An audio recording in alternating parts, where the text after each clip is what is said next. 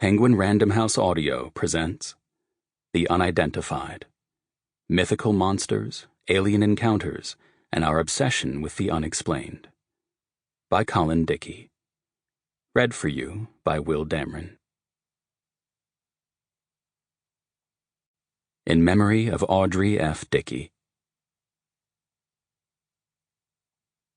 It is simple enough to apply reason to what is reasonable, but it is much more difficult to argue logically about the illogical. John Napier. Bigfoot, the Yeti and Sasquatch in Myth and Reality. If a man will begin with certainties, he shall end in doubts. But if he will be content to begin with doubts, he shall end in certainties. Francis Bacon. The Advancement of Learning. Introduction. The Fire. History operates behind our backs. Stephen Eric Bronner. June 1996, and the United States was on edge. A year after Timothy McVeigh had bombed the Alfred P. Murrah building in Oklahoma City, the country watched anxiously as a standoff between the FBI and a militia group unfolded in Jordan, Montana. The Montana Freemen had declared themselves a sovereign township outside the reach of U.S. law, had stopped paying taxes, and had embarked on a massive scheme of counterfeiting and bank fraud. When the FBI attempted to arrest them in March, they grabbed their weapons, and the feds, eager to avoid the bloodshed that ended similar standoffs at Ruby Ridge, Idaho, and Waco, Texas, settled in for a long siege. During the second month, news broke that another Montanan, Ted Kaczynski, the Unabomber, had been caught and charged with a series of bombings he'd carried out over the course of 17 years. Then, on June 14th, the same day that the last of the Montana Freemen surrendered peacefully to authorities, police in Long Island, New York, arrested yet another group of dangerous men, revealing a plot far stranger than anything the country had yet seen. Martin Thompson, the head of rackets for the Suffolk County's District Attorney's Office, had been leading an investigation into illegal gun sales when he first learned of the plan. Listening to a wiretap of two suspects, John J. Ford and Joe Mazzucchelli, he suddenly found them talking about something very different than guns. "Once they find this stuff on, let's say in Tony's car, front seat," Ford is heard saying on the tape, only to be cut off by Mazzucchelli, who chimes in, "Nasty bastard glowing in the dark." Ford adds, "With this isotope, he'll start glowing in 24 hours. Thompson and his team had stumbled on a deeply bizarre assassination plot, one involving stolen radium, a forest fire, and a UFO cover-up. In addition to stockpiling a large cache of weapons, John J. Ford was the president of the Long Island branch of the Mutual UFO Network, or MUFON, a collection of UFO enthusiasts who investigated sightings in an attempt to finally prove that extraterrestrials existed and had visited Earth. MUFON members are not, by nature, violent. Most see their job as simply gathering evidence, as objectively and dispassionately as possible, in hopes that eventually there'll be a documented, undeniable sighting of some kind. But Ford was not like the typical UFO researcher. He claimed he had been recruited by the CIA when he was 18 and had routinely participated in clandestine operations against the Soviet Union. The KGB, he claimed, had tried and failed 5 times to kill him, and they'd given him the nickname the Fox due to his wily nature. But by the mid-1990s, things had taken a turn for Ford. He injured himself on the job and had to retire, and his mother died, an event that, friends said, affected him deeply. And then there was the forest fire. The blaze that swept through Long Island's Pine Barrens in 1995 was large enough that the smoke was visible from Manhattan, some 75 miles away, ultimately scorching 7,000 acres. Over time, Ford became convinced that the fire was, in fact, caused by a UFO crash, and that the Suffolk County Board was involved in a large-scale cover-up.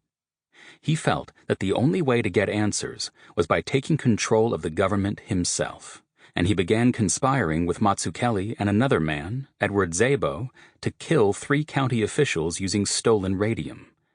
Szabo, deeply in debt, agreed to provide the radium that Mazzucchelli, himself an ex-con, would plant in the men's homes.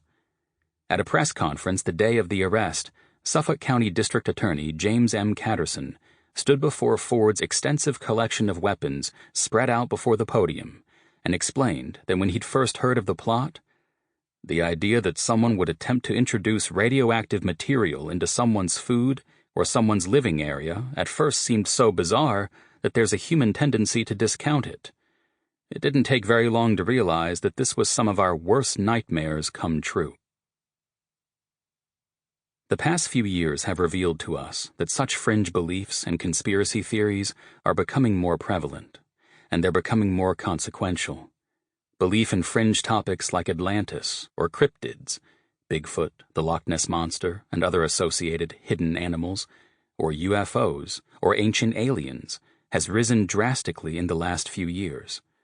For several years, Chapman University has surveyed Americans' fears and irrational beliefs, including beliefs about aliens, cryptids, and lost civilizations. In some cases, the numbers have been steadily creeping upward. Belief in Bigfoot has moved from 11% in 2015 to 21% in 2018. The belief that aliens have visited Earth during modern times went from 18% to 26% in 2016, and then rose to 35% in 2018.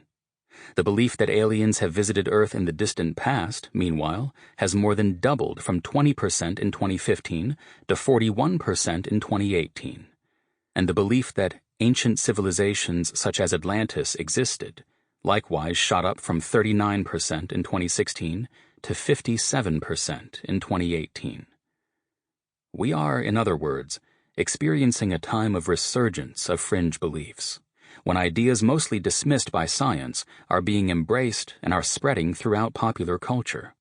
Alongside a rise in conspiracy theories about vaccines, water fluoridation, and chemtrails, and political conspiracies from the Illuminati to the protocols of the Elders of Zion, we are more and more ignoring experts and embracing the kinds of beliefs that were once relegated to cults.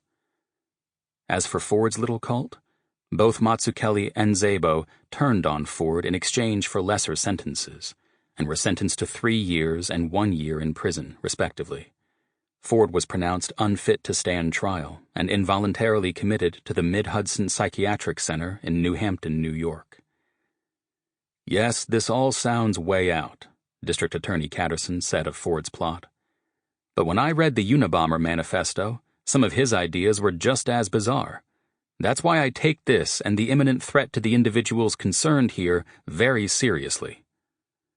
Recalling the World Trade Center bombings in Oklahoma City, Catterson commented, "This all convinces me that there is a side to humanity that defies definition." Murder plots like Ford's are clearly the aberration in the world of UFO and cryptid enthusiasts, most of whom are normal, law-abiding folks. But there are shades of overlap between these searchers and the darker strands of conspiracy theory that have come to dominate the landscape of late. They share a similar distrust of established voices, be they scientific or governmental, a distrust that encompasses a spectrum from healthy skepticism to paranoia. By themselves, these ideas don't necessarily breed paranoia or violent ideas. Much of what attracts people to these fringe beliefs is a belief in a world of wonder and marvel, a world outside the ken of humanity, a world just out of reach. But our fascination with things unexplained, our obsession with things hidden from view, our need to believe in monsters at the margin. These drives, through the decades, have contributed to a rising sentiment of distrust in science, in academic institutions, and in government.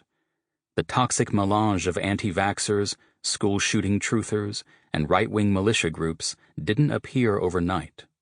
As long as there has been a scientific establishment, there's been distrust of that establishment, and as long as there have been democratic governments, there has been suspicion about what's really going on. The rise in our fascination with things like cryptids and UFOs offers one vector for explaining how we got to where we are today. Why? How do such beliefs take root? Often, they're Sample complete. Ready to continue?